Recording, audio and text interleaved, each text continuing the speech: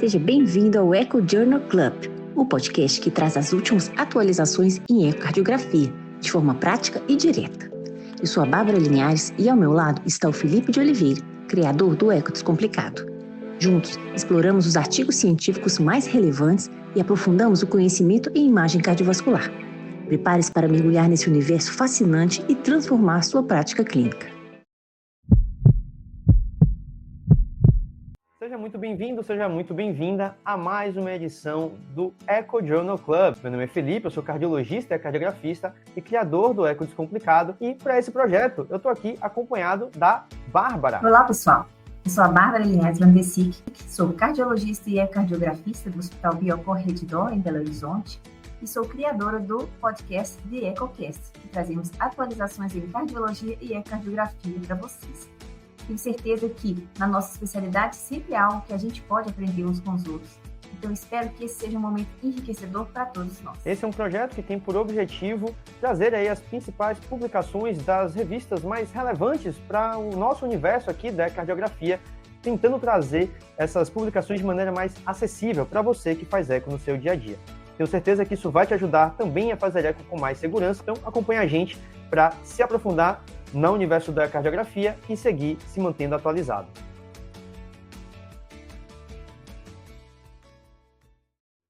Ei, Felipe, é uma alegria ter você aqui de novo. Conta pra gente qual é o novo artigo que você trouxe para brilhantar nossa semana. Essa semana eu trouxe um artigo que é quase obrigatório para quem é cardiografista em 2025.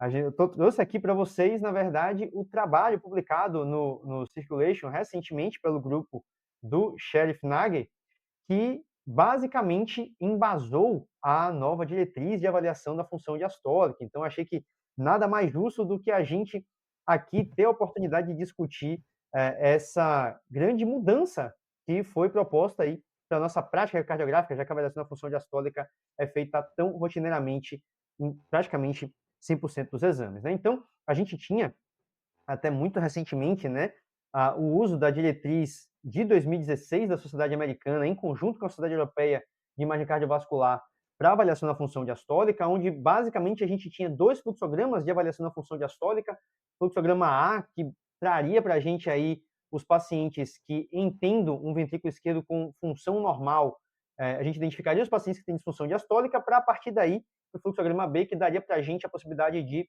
graduar a função diastólica. Então, a gente só iria para o fluxograma B se o fluxograma A fosse positivo, ou se a gente estivesse diante daquelas situações especiais que a gente já sabe, que a gente entenderia que já tem disfunção diastólica. E esses fluxogramas, eles foram propostos lá em 2016, literalmente da cabeça dos autores. Na época, não houve uma validação prévia desses algoritmos que foram trazidos para tentar padronizar mais a avaliação da função diastólica, que até então era feita de maneira mais individual por cada serviço, cada cardiografista fazia da maneira que achava mais interessante a partir dos parâmetros disponíveis, e ele foi validado posteriormente em outros trabalhos, né? Esse trabalho em especial veio logo depois da publicação da diretriz, trazendo aí mais ou menos a acurácia do exame na população em geral, para identificar a disfunção diastólica nos pacientes nos quais ele foi aplicado, e mostrando aí que, de fato, a sensibilidade e especificidade desse exame, embora melhor do que fazer isso do ponto de vista clínico, ainda assim tinha limitações. A gente tinha aí mais de 10% dos pacientes, mais de 10%, né? A sensibilidade abaixo de 90%, com especificidade também abaixo de 90%, o que dava uma acurácia geral de 87%. Então, um fluxograma que, embora fosse bom, melhor do que o que a gente tinha antes, ainda tinha muitos problemas. E talvez o principal problema desse fluxograma era que ele abria muito espaço para a existência do que a gente chamou, né, aprendeu a chamar de função diastólica indeterminada e disfunção diastólica indeterminada. A depender da casuística aí, você tem algo entre 4, 8, 7, 10% aí de função diastólica indeterminada quando a gente aplica os fluxogramas da diretriz de 2016, e isso foi provavelmente uma das grandes forças motrizes por trás da necessidade, né, da ideia dos autores de atualizarem a diretriz e propor um fluxograma novo. E sim, agora então saiu aí recentemente, no início de julho de 2025, a nova diretriz da sociedade americana, que apenas a sociedade europeia não colocou o carimbo dela nessa diretriz, não sabemos se ela vai trazer uma diretriz diferente no futuro para a avaliação da função diastólica, mas o fato é que na diretriz americana recém-publicada, atualizando a diretriz de 2016, 9 anos antes, a gente teve a incorporação de um novo fluxograma de avaliação da função diastólica, que agora não mais fazia como antes, em que a gente tinha 2 fluxogramas. Em tese, agora a gente deveria utilizar esse fluxograma para todos os pacientes, independente ou não da presença de disfunção diastólica avaliada de uma maneira outra, né, com outro fluxograma em etapas, né, que vem em outra parte do artigo. Aqui, para determinação das pressões de enchimento, você vai fazer isso de maneira independente da presença ou não de disfunção diastólica. De novo, a ideia aqui não é a gente discutir a diretriz, mas sim olhar mais a fundo para esse fluxograma para entender de onde ele veio, como ele foi derivado e por que os autores entendem que ele deveria estar aí incorporado na nossa prática diária. Tá? Então, para isso, serviu esse trabalho que dessa vez os autores seguiram um caminho inverso. Ao invés de esperar a publicação da diretriz para depois validar o algoritmo, eles primeiro validaram o algoritmo e praticamente 1 semana ou 2 depois da publicação desse trabalho, vem aí a publicação da diretriz. Então, no trabalho em questão que a gente vai discutir agora, basicamente foi um trabalho de comparação entre eco e CAT, né, e avaliação invasiva das pressões de enchimento ventricular esquerdo, num trabalho multicêntrico aí que envolveu diversos serviços, então, desde os Estados Unidos, Noruega, Coreia, Espanha, Japão. Então, a gente teve diversos serviços aí participando, com quase 1.000 pacientes incluídos para fazer essa análise. E aqui um detalhe bastante interessante é que boa parte dos pacientes teve cateterismo e ecocardiograma realizados no mesmo dia, em intervalo ali de poucas horas, e de acordo com os autores, sem nenhuma intervenção clínica realizada que pudesse modificar o resultado do trabalho, tá? Naturalmente, pacientes em situações especiais foram excluídos, como pacientes que tinham valvopatia mitral, pacientes transplantados, pacientes com hipertensão pulmonar grave, com cardiopatias congênitas, dentre outras, foram todos excluídos, e esses pacientes foram mandados para o CAT, a maioria deles, embora não todos, para uma avaliação de investigação de dispneia mesmo. Então, pacientes aqui que já tinham essa indicação de avaliação invasiva, e aí eles aproveitaram para fazer essa comparação entre eco e cateterismo, tá certo? Então, a ideia central do trabalho era comparar a acurácia diagnóstica desses 2 fluxogramas, o fluxograma B da diretriz anterior, de 2016, e o fluxograma atual da diretriz de 2025, né, que depois foi incorporado na diretriz de 2025, para avaliar a performance desses 2 algoritmos. E o algoritmo atual, basicamente, ele se dá em 2 etapas. A gente vai ter uma primeira etapa, onde a gente vai avaliar 3 parâmetros, e, a depender do resultado desses 3 parâmetros, a gente vai partir para uma segunda etapa, que vai, no fim das contas, dizer para a gente aí quais são, né, como graduar as pressões de enchimento ventricular esquerdo desse paciente. Então, na etapa 1, vocês conseguem ver, a gente tem 3 parâmetros consagrados de avaliação da função diastólica.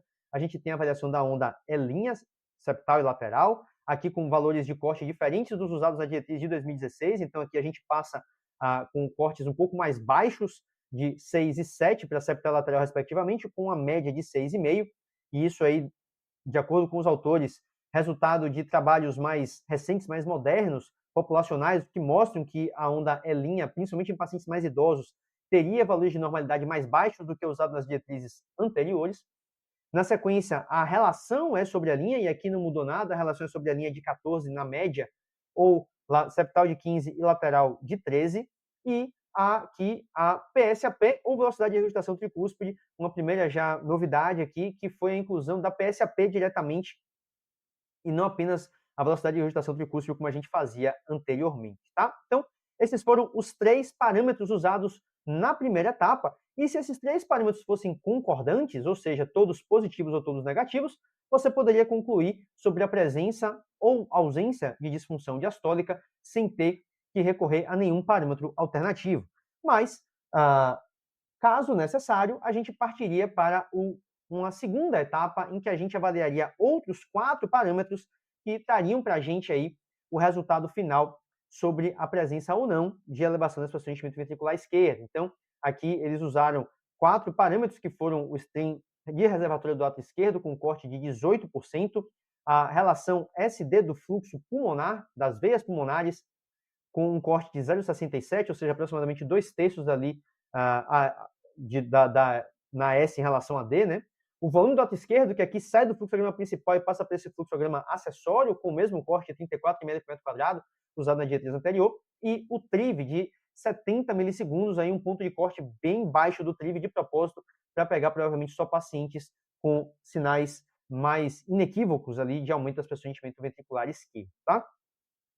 E, basicamente, a justificativa dos autores para a seleção desses parâmetros, basicamente, vem da grande feasibilidade ou execuibilidade, né? Ou seja, todos esses parâmetros são facilmente obtidos em praticamente 100% dos exames, a grande reproducibilidade e, além de tudo isso, uma boa correlação com as pressões de enchimento ventricular esquerdo, o que, na opinião deles, facilitaria o uso na prática, principalmente das 3 variáveis iniciais.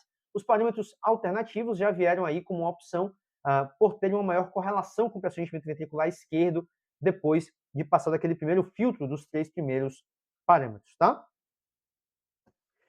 Então, os resultados do trabalho, basicamente, a gente teve um percentual maior de pacientes com fração de ejeção preservada, isso não é novidade diante da maneira como o estudo foi desenhado, né, já que boa parte dos pacientes foram para um cateterismo para avaliação e investigação de dispneia, né, e aí, então, a gente tinha aproximadamente 25% dos pacientes com função ventricular reduzida, abaixo de 50%, e a gente teve aí 150 pacientes, daqueles quase 1.000 que tinham a elevação da pressão de enchimento foi visto em 150 pacientes com fração de injeção reduzida, 260 com fração de injeção preservada. Então, a gente tem praticamente quase metade dos pacientes da população em geral que tinham, de fato, pressão de enchimento elevadas, tá? Do ponto de vista clínico, nenhuma grande novidade aqui, todos os pacientes do dia a dia de avaliação da função diastólica em pacientes com investigação de dispneia, então, pacientes da média de idade por 60 anos, presença de comorbidades como hipertensão, diabetes e tabagismo de dislipidemia foi razoavelmente comum, doença coronariana ali em 23%, então, nada de muito diferente aqui na tabela 1 de parâmetros clínicos desses pacientes. E aí, quando a gente olha para a performance dos parâmetros específicos, a gente vê que, de fato, todos os parâmetros realmente tinham uma correlação estatisticamente positiva com as pressões de enchimento ventricular esquerdo, e isso é muito bom, mas me chamou a atenção o coeficiente de correlação muito baixo individualmente para a grande maioria deles. Os que performaram melhor foram justamente aqueles eventualmente selecionados aí para o fluxograma, em especial aqui, indo de cima para baixo, a gente tem a velocidade da onda E, a relação EA, que, queira ou não, está lá presente no fluxograma, como a gente já vai ver. Aqui a relação E sobre a linha, que foi um dos melhores coeficientes de correlação. Aqui tanto a septal e lateral como a média também aqui embaixo, de 0,6. Né? O fluxo nas veias pulmonares, né, essa relação ali, que foi de 0,39. Então, a gente tem aqui o índice de reservatório do lado esquerdo, então todos eles com uma correlação aceitável individualmente e, pelo menos, estatisticamente significativa. E chama a atenção que até melhores do que o próprio BNP, né? O BNP aí teve performance inferior à maior parte desses parâmetros nessa população, certo? Aí agora, no objetivo principal do trabalho, que era comparar os dois fluxogramas, né, já que os parâmetros individuais não parecem tão úteis assim, de repente, integrando eles no fluxograma, a gente teria um resultado melhor. E basicamente o que a gente viu aí é que a sensibilidade, especificidade desse paciente, mas essa tabela acabou saindo errada, não foi a que eu queria colocar, ela vem na sequência, mas basicamente a gente teve aí na diretriz de 2016, a gente teve aí uma incidência de indeterminados na casa de 4%, com valor preditivo positivo de 78% e preditivo negativo de 82%. Portanto, aí uma acurácia que vai girar na casa de 80%, mais uma vez, como os trabalhos anteriores já mostravam.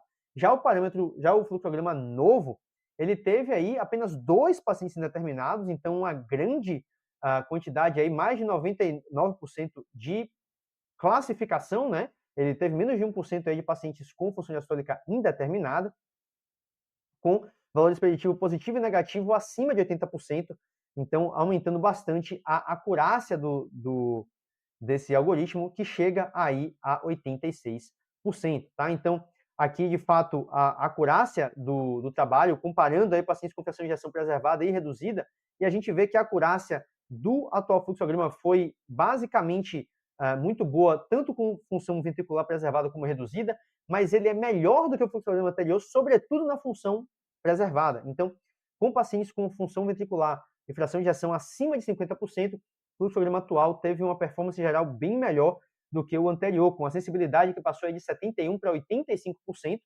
e uma especificidade aí que foi de 84% para 87%. A acurácia geral foi de 80% para 86%. Né? E na fração de ejeção reduzida, a gente tem ali uma acurácia de 87%, com uma sensibilidade que chega a 92%. Então, realmente, uma performance melhor. Combinando esse fluxograma em um modelo clínico para a identificação de pacientes com elevação do procedimento ventricular esquerdo, em conjunto com o BNP à esquerda e o NT-proBNP à direita, a gente vê que o uso desses marcadores sem o fluxograma foi bem inferior do que com o fluxograma, denotando aí, mais uma vez, a boa capacidade discriminatória desse fluxograma proposto pelos autores. Na discussão tem alguns pontos interessantes sobre a forma como eles conduziram o trabalho, que eu achei interessante trazer para a gente aqui, né? Então, basicamente, eles selecionaram as 3 primeiras variáveis, né, para o fluxograma inicial, mais uma vez, porque eles traduzem cada um componente da disfunção diastólica com uma boa acurácia e bem direto ao ponto, além de terem uma grande execuibilidade, uma grande feasibilidade, então eles realmente são muito facilmente obtíveis na grande maioria dos pacientes. E aí, eles optaram por colocar aqui, mais uma vez, a PSAP como um parâmetro mais nobre, né, mais inicial, porque mesmo quando a gente eventualmente encontre uma PSAP aumentada com o restante da função diastólica normal, a gente ainda assim deve se lembrar que a causa mais comum de hipertensão pulmonar é a doença do coração esquerdo. Então, a HP tipo 2 é a HP mais comum, é a forma clínica de HP mais comum, e por isso eles acreditam que mesmo quando a gente encontra uma PSAP elevada, e aparentemente aquela avaliação inicial mais por cima indica pressões de enchimento normais, a gente deve prosseguir a investigação com parâmetros auxiliares que vão aumentar a chance da gente flagrar uma ECFEP, mesmo quando ela talvez passasse batido ali inicialmente, tá? Seguindo ali, então, eles reforçam a ideia de que o objetivo é que a gente siga esse fluxograma de maneira estagiada. Se o nosso paciente preencher todos os critérios no fluxograma inicial, né, na etapa 1 desse fluxograma, a gente poderia já concluir a disfunção diastólica, mas para todos os outros a gente deve prosseguir e fazer uma análise a partir desses 4 parâmetros, não necessariamente olhando todos eles, embora eles recomendem que você olhe todos os que estiverem disponíveis, mas fazer uma integração a partir de todos eles, sobretudo os 2 primeiros ali, a avaliação do fluxo nas veias pulmonares e a avaliação do stent de reservatório do átrio esquerdo, que traria mais informações e maior robustez na análise da presença ou não de elevação das pressões de enchimento ventricular esquerdo, tá? Mas que, caso o seu laboratório não faça uso do stent de átrio esquerdo, você poderia prescindir dele e fazer a avaliação dos outros parâmetros da mesma maneira, sem um grande prejuízo, tá? Então, conclusão dos autores aqui, né, já ensaiando o objetivo real do trabalho, que era validar o fluxograma para a diretriz, eles trazem aí que, baseado nesses resultados, esse fluxograma pode sim ser adaptado e adotado em diretrizes futuras, e foi exatamente isso que eles fizeram. Esse foi o objetivo do trabalho, e aqui trouxe para vocês os resultados principais para que vocês tomassem também conhecimento junto com a gente. É isso aí, Bárbara. O que você achou? Você gostou de... Já conhecia, já tinha lido o trabalho? O que você achou da proposta dos autores?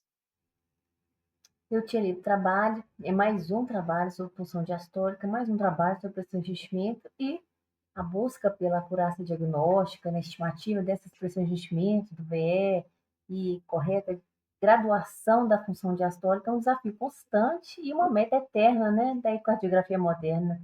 É isso aí, a gente só vai aprendendo cada vez mais. Eu gostei muito. É um trabalho, queira ou não, era necessário, né? Acho que os autores precisavam realmente mostrar que esse algoritmo, ele de fato traz ganhos frente ao anterior para que as pessoas possam de fato se sentir confortáveis e mudar mais uma vez, porque esse fluxograma vai trazer mudanças na maneira como a gente classifica a função diastólica, e eu acho que foi uma decisão acertada de validar primeiro, publicar e depois trazer para a diretriz. Exato, eu adorei, foi ótimo.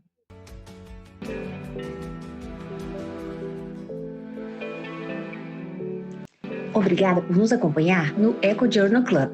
Não se esqueça de seguir o canal do Eco Descomplicado no YouTube e acompanhar nossos episódios nas principais plataformas de áudio como Spotify e Apple Podcasts. Assim, você não perde nenhuma atualização sobre o mundo da ecocardiografia. Até o próximo episódio.